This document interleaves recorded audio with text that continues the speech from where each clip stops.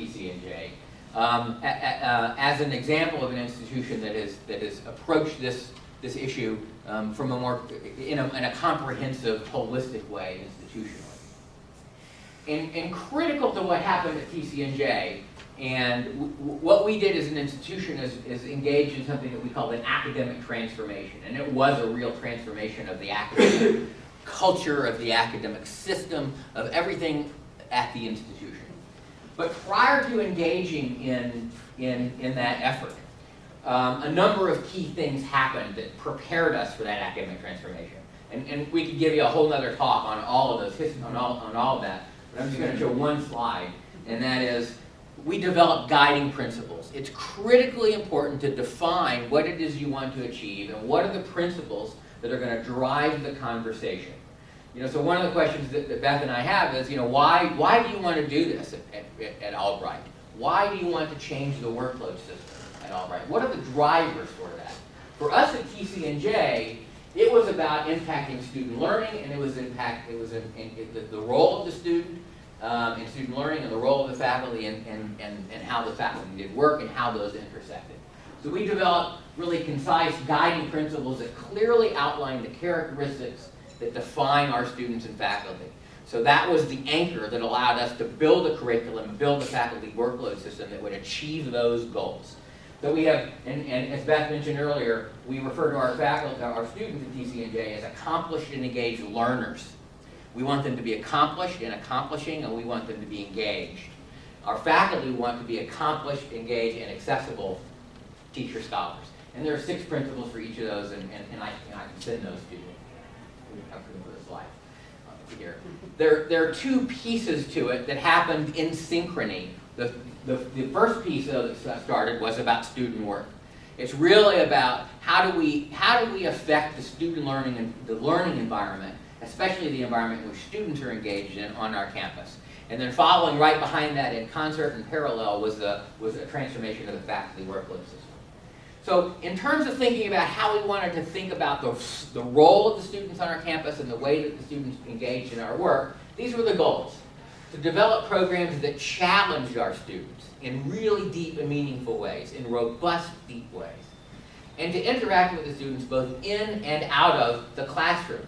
And we're no longer thinking about the classroom as just a traditional classroom, but the laboratory as a classroom. A corporate entity where a student is doing an internship is a classroom. A studio is a classroom. A nursing clinical environment is a classroom. Learning is happening in and out of those environments. We really wanted to convey a strong sense of inquiry and about how knowledge is acquired in the disciplines. Because this is about how does this knowledge come to be? How does a sociologist think? How does a business practitioner think? How does a biologist think? Where does that knowledge come from? We want them to be lifelong learners. We have to build that sense of inquiry. And we want to thoroughly assess the student learning outcomes to evaluate whether or not we're affecting those goals. So just to give you in one slide an overview and a summary of what we did, we transformed the entire college curriculum, providing the students with more rigor, more flexibility, and credit for high-impact, engaged learning experiences. But we didn't change the basic footprint of the course. So it had to stay the same budgetarily. It was a comprehensive effort with an ambitious timeline. We transformed general education, the first-year experience, and all academic majors at the institution in 18 months. It was going at breakneck speed. All of that happening all at once. And it was about aligning these critically important elements for the student learning experience. We shifted from a credit-based system to a course-based or a unit-based system. So now all courses are effectively a 4-credit-hour course, just like you and just like Stetson. The institutional ideal for course distribution was a third and liberal learning. We renamed general education and moved away from just a distribution of courses to really think about what's important in terms of that students need to know. A third in the major and a third for students to explore a minor, a second major, unrestricted electives, and so on and so forth. That hasn't proved exact, especially in some of the technically heavy disciplines. But on balance, that was the goal. So in redefining program curricula, this was really important, and we're going to talk a lot about this, I think, in both examples. Curricula need to strategically include a couple of elements. A diversity of learning experiences and learning contexts, with pedagogically appropriate sizes. As a scientist, I could say it would be great to have one-on-one independent research from freshman year to senior year. That would be wonderful. We can't afford that. Similarly, if we had large lectures with 72 from freshman year to senior year, that wouldn't provide the students with the breadth of knowledge and the depth of knowledge that they're going to need. So you have to have a diversified enrollment economy vertically oriented throughout the curricula. So we define lecture courses as 36 to 48. We define lecture discussion courses as 24 to 34, writing intensive courses 18 to 28, seminars 14 to 18, and independent courses as one. And this is a science example. There are other pedagogies that I'll show you later. So the enrollment is linked to the pedagogy. It also needs to include this diversified enrollment economy throughout the major, right? So here's a science example. This is a biology example, for example.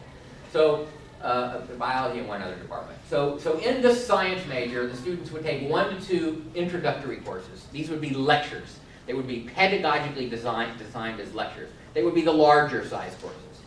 They would take 4 core courses in whatever subdisciplinary fields were important in that particular department. These would be defined as lecture courses or as lecture discussion courses because the pedagogy is important. These would be large to medium size. They would take 2 option courses, maybe a methods course, maybe a field research course. These would be smaller courses, small to medium in size. They would take 2 seminar courses, small courses. And they would take 2 independent research courses. These would be independent courses. So you've got small courses, you've got medium-sized courses, and you've got large courses. So it balances out in a diversified way, and it pays for the kind of experience we want our students to have. We can't have all small courses. We can't have all big courses to achieve the kind of learning outcomes that we want to achieve. So here's the old system, and you actually know this because it's very similar to yours. We used to have a credit hour system. Students were typically taking 5 courses per semester, 10 per year, and so on and so forth. Now 4 courses per year, 4 courses per semester, 8 per year. So we deepened the learning experiences in each of those courses to allow the students to do much more meaningful work and much more powerful work. So we realized when we started on this project that we need to put our money where our mouth is, right? If we say for students that the most powerful forms of learning is through independent research experiences, independent studies, internships, studios, practicums, all those kinds of really powerful, high-impact learning experiences. If we say those are the most powerful forms of learning for students, and we want them to take credit for it, we've got to stick it right in the curriculum for the students. And the faculty have to get credit, in-load credit for it. So what we wanted to do here was to shift from a disparate teaching culture and research culture to, as we talked about earlier, to an integrated teacher-scholar culture. We wanted to provide clear expectations about scholarship, especially the integration of teaching and scholarship, to promote the intellectual exchange among the faculty and with the broader community, and to provide the time and resources for faculty to engage students and participate in the advancement of their fields. How did this happen in an overview way? We shifted from a 4-4 teaching load to a 3-3 teaching load. And we basically shifted from a traditional teaching load system to a comprehensive faculty workload system that brings into play in-load credit for a variety of things, including engaging students outside of the classroom in high-impact experiences. So if you're teaching an internship student or a mentored research student or an independent study student, that's counted in load for faculty. We brought mentoring and advising in load. We brought scholarship in load, and we brought course design and curriculum development in load. And here's the comparison. So the old system was a 4-4. We measure faculty load in what we call faculty weighted hours, FWHs, that generated 24 faculty weighted hours a year, or student, or credit hours, depending on how some campuses count it. Scholarship was out of load. Advising and mentoring, out of load. Service, out of load. There was self-selected overload that's paid. Mentoring independent research students, internships, out of load. Now, we have a 3-3 load. The basic load is 18 faculty weighted hours. Every faculty member gets one course essentially for having an active program of scholarship, and one course for course design and advising and mentoring. If a faculty member doesn't have an active program of scholarship, not as an opt-out mechanism, but because it recognized the fact that when we switched to this system, there were faculty who were hired at the institution when scholarship was not a piece of the puzzle at all. We have what's called alternate assignment. So it brings it into load. And these courses here, the 3-3 load, can include the high impact experiences. So this will be an independent research course, or a studio course, or a practical course. What I'm going to do now is give you some examples of how that actually plays out. So here are some examples of how undergraduate research is counted in load at TCNJ. And we have a defined document that defines the different kind of pedagogies, that talks about the nature of the experience and the interaction between students and faculty, the size that it ought to be to meet the mission of the institution, and so on, as I was alluding to earlier. So the model that we use most frequently in the sciences is an independent research course, and we have a common number throughout the entire institution. So here, students enroll in a course, and they work on a research project with significant faculty involvement.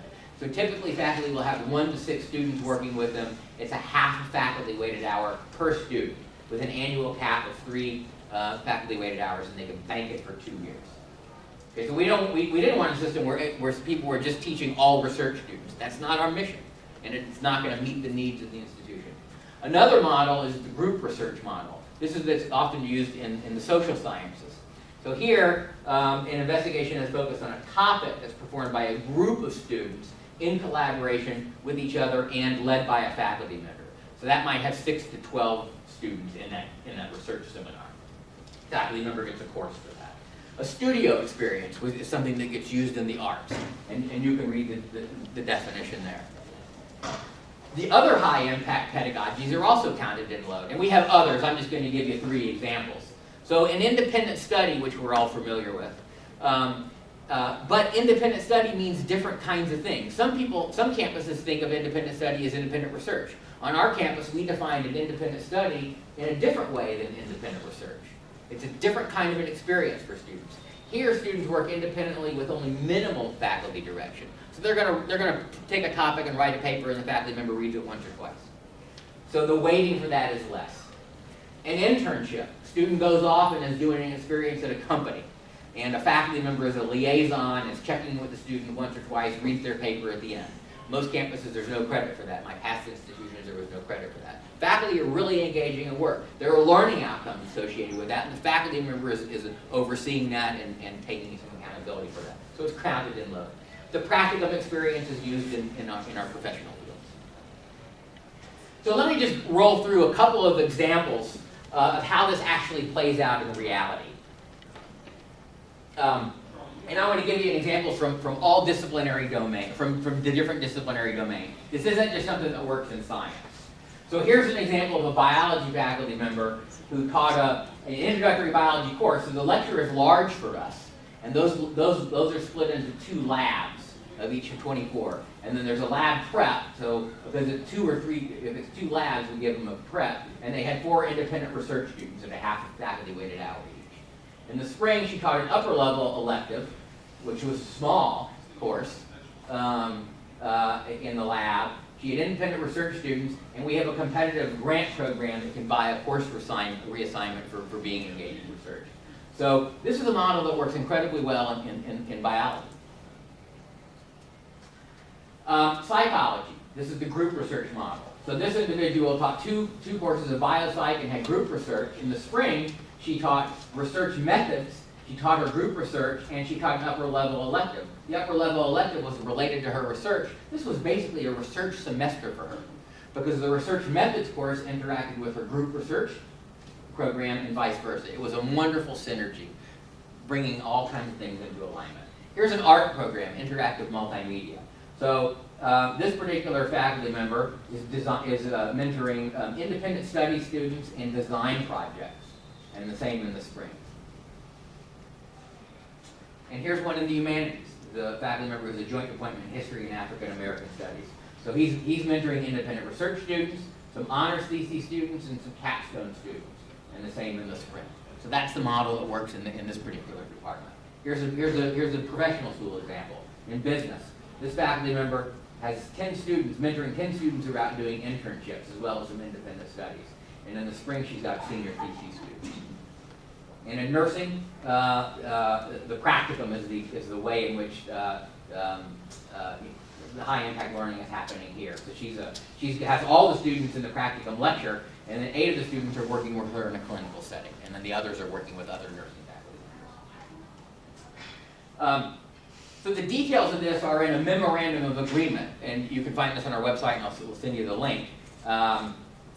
We have a unionized faculty, so this was negotiated in a very significant and amicable way that involved quite a bit of conversation.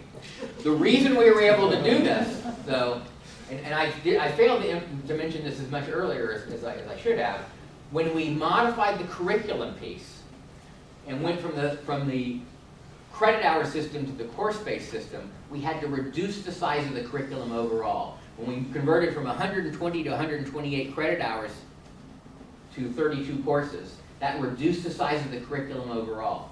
So the overall general education, liberal learning got reduced, and the size of the major got reduced, right? So in the biology department, we can't have the biology department saying you need 60 hours in the major and not get credit for independent research within that.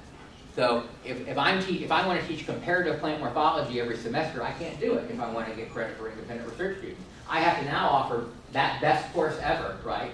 Every 3rd semester, every 4th semester, every other year. So it has to be a trade-off. You have to buy this stuff with the curriculum. It's a work in progress. Just very quickly, we're continuing to evaluate and train and continuing to modify some curricula. We're implementing early experiences for students in the 1st year and the 2nd year. We've developed some new courses for independent research for freshmen and sophomores.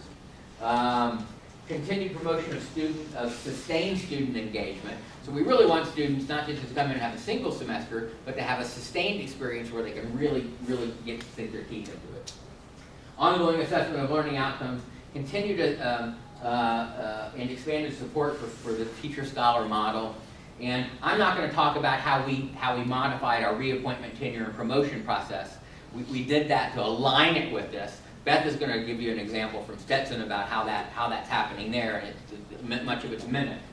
But what I can tell you is critical to this is having disciplinary standards of scholarship. So the biologist is doing research that's in alignment with standards for the Department of Biology, and the humanist is doing work that's in alignment with standards for that humanities discipline, and the business professional is doing work that's in alignment with the standards for that particular field. Those disciplinary standards have been developed and they've been built on guiding principles for the entire institution.